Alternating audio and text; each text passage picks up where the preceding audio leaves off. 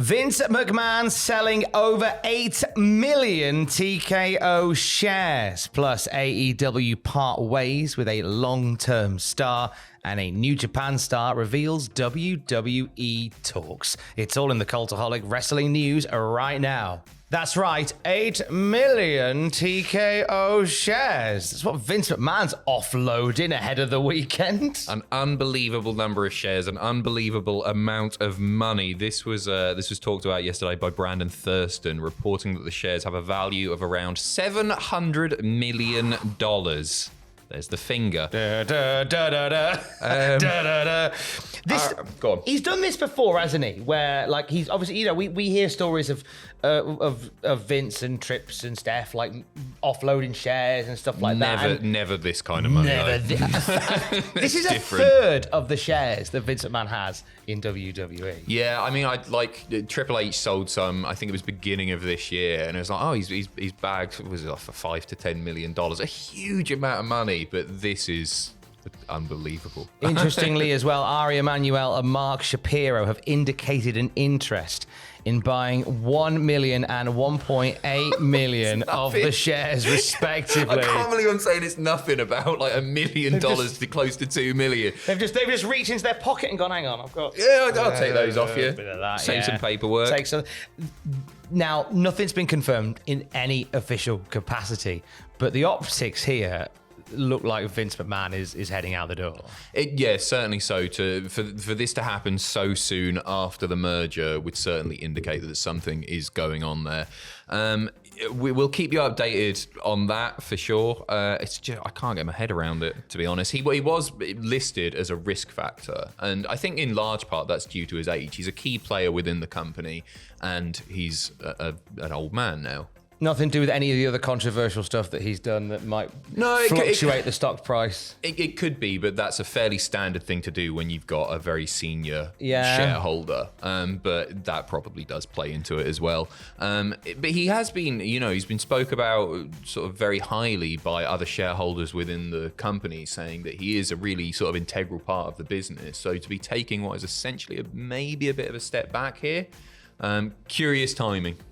Somebody said to me, well, if he was going, why wouldn't he get rid of all his shares?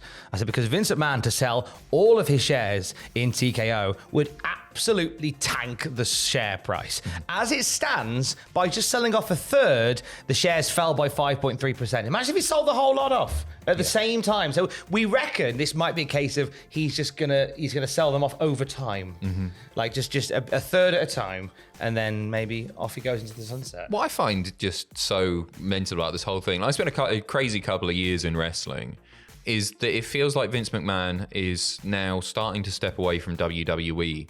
And I still can't sort of get my head around that happening, because to me, he would be there for life. And like he'd probably going to live to the grand old age of about 180 or so. And I just thought he'll be there forever. It's his baby.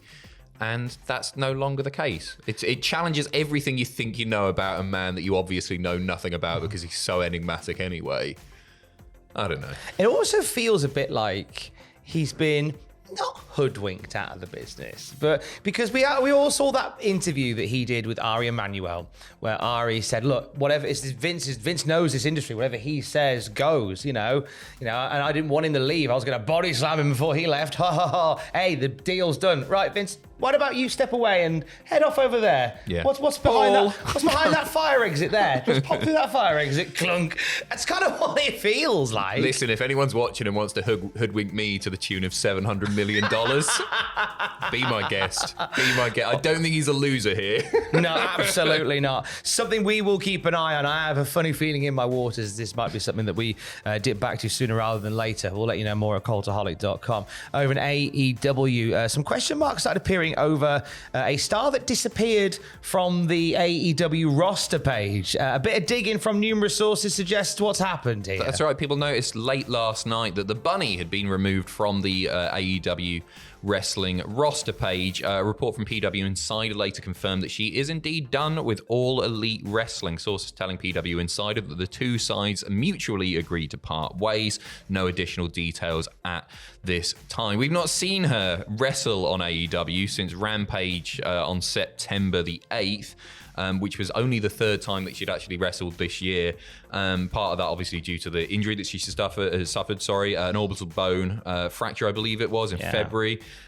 She's been there for an awful long time. She's been there since 2019. That's it. She left Impact Wrestling to pursue AEW. She was actually killed off in Impact Wrestling. Like, she was killed in the dark underworld. I'm like a member of all these Facebook groups about wrestling and stuff. And that popped up today, the injury angle that they did, and Impact put out a tweet saying it was like, rest in peace. Yeah, I almost cacked my pants. Oh man, that's horrible. And I was like, I remember that. That's why they've used that picture. I was old. Yeah, that makes more sense. I think she was really, really talented, and I'd have liked to have seen a bit more of her on TV. But at the same time, it's not a massively surprising exit from the company, I guess. They just hadn't been using her, had they? No, she could have done so much more outside of the stuff she did with the Butcher and the Blade. There's a real opportunity here for Impact / TNA. Rosemary, and it's now Courtney Rush. If we wanted to bring Rosemary back, we can bring Ali back from the underworld. Not a bad shout. Any other company with that sort of creative in their hands, I'd be worried. I think Impact could have some fun with that. Yeah, sure. Yes. I've seen interviews with her, and she said that she really loved her time there, so it wouldn't surprise me to see her go back at all. Absolutely not. So last night, just before Ring of Honor aired, we caught wind of the fact that there would be an announcement regarding the future of the ROH television title, just thrown down by Samoa Joe at the end of the longest reign ever. And the announcement was... there's an announcement next week. Who'd have thunk it? Tony Khan with a huge announcement saying that he's going to address the now vacated Ring of Honor television title on next week's show. What do you think he's going to say? It's going to be a tournament, isn't it? It's going to be a flipping eliminator tournament. We're going to crown a new ROH TV champion in an eliminator tournament to see who the best one is, and it'll probably be won by Keith Lee, who should have won the match in the first place. For God's sake, what am I doing? If they just use it as a chance to say farewell to the ROH TV title, fine. Because you know what? That makes it a bit more palatable. Samoa Joe getting rid of the belt. Like, you wouldn't want Keith Lee to win it and then go, actually, we're vacating it. Samoa Joe's just had the longest reign ever.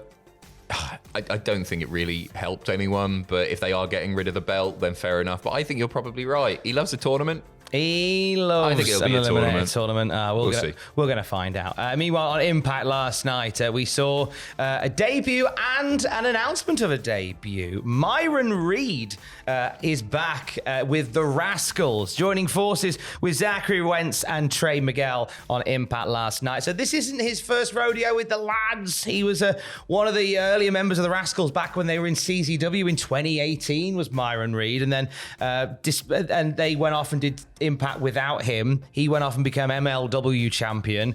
Now, this year alone, Myron Reed and Trey Miguel won indie title, the Insane Wrestling Revolution tag titles. So he's kind of been like a Rascals member on the periphery.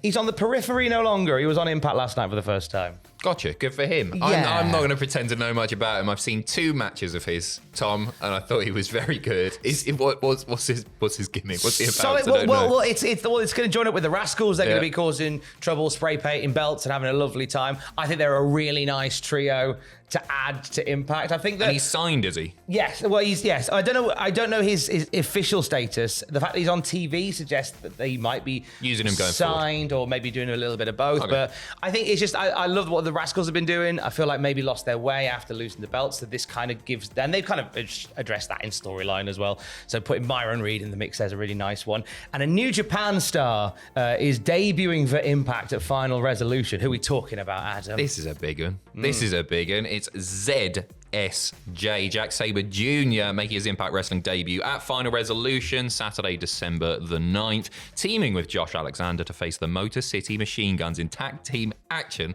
That's going to be bonkers. That's going to be a very, very good match. I'm so happy for Impact to be getting these absolutely massive names lately. Everybody seems super keen to work there.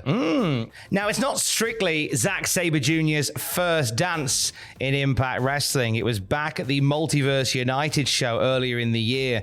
He teamed with Shane Haste to take on Eddie Edwards and Moose. But this is definitely Zack Sabre Jr.'s first appearance in an exclusively Impact Wrestling show. I mean, Zack Sabre Jr. himself said earlier in the week in an interview with New Japan's website, he said, I really want to go and work in Impact. How cool so is it's like that? mission You accomplished. know what? I don't think people would have been talking about it in the same way like 3 years ago or so. No. I think they're on a bit of a hot streak at the moment, and I hope that picks up even more for them following the rebrand. I think the announcement of them becoming TNA has really lit a fire. Nostalgia is a very powerful thing, isn't it? Because you know, like Zack, growing up in the UK, he was watching on Challenge, wasn't he? Of course he was. Of course he was. So I feel like it's I don't want to say a bucket list thing. It sounds like he's close to death, but it's something that loads and loads of wrestlers want to do, especially people who grew up in the UK. Ospreay we saw recently, obviously. Yeah. If you want to tap into that nostalgia vein, you either bring something back or take something away.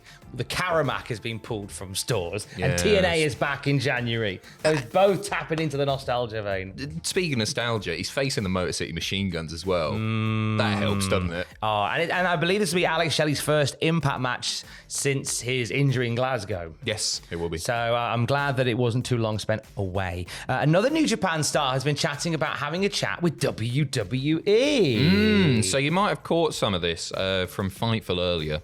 Hikuleo did confirm Fightful reports that there was talk about him possibly going to WWE. He did confirm that those talks happened. He said he weighed their options about potentially leaving New Japan. However, he feels that they're supposed to be, they're supposed to be where they are. When he saw the rumors of WWE interest online, he was checking his phone to make sure he hadn't told anyone that he shouldn't have told. Sapp indicated that WWE sources actually informed him. So he was worried that he might have let that slip, but WWE had said, no, we're having a chat with Hikuleo, told Fightful. And then he's like, well, I still think that there might be a point where Hikuleo does turn up in WWE. I feel like he's a fit for them. I think, I couldn't agree more. In fact, he's a total natural fit. You can just imagine him on like Raw or SmackDown, just feeling like part of the roster straight away. Sometimes it takes a bit of getting used to, but I think you can just slot him in. And he would. I wouldn't even put him on NXT, to be honest. No. I'd have him straight on the main roster. It's a good chat that Fightful has with Hikuleo. And also, in keeping with the last couple of minutes, Hikuleo also said he loved working in Impact. No stress in the locker room, no politics that he saw. He'd love to return and work with them again, as well as other companies in the US. Nice. Can you get me a job next? Can you put in a word? Impact, mate? I want to wrestle. Oh my God, yes! I want to wrestle... Martin Kirby, let's make it happen. Yeah, why not? Let's bring him in. Next UK tour. Next UK tour. Scott. No, don't, because you'll make it happen. I'm too old and fat now, Tom. That never stopped me, pal. That never stopped me. We'll have more wrestling news throughout the day at cultaholic.com. Stay safe. Love you. Bye. Do it, you cowards.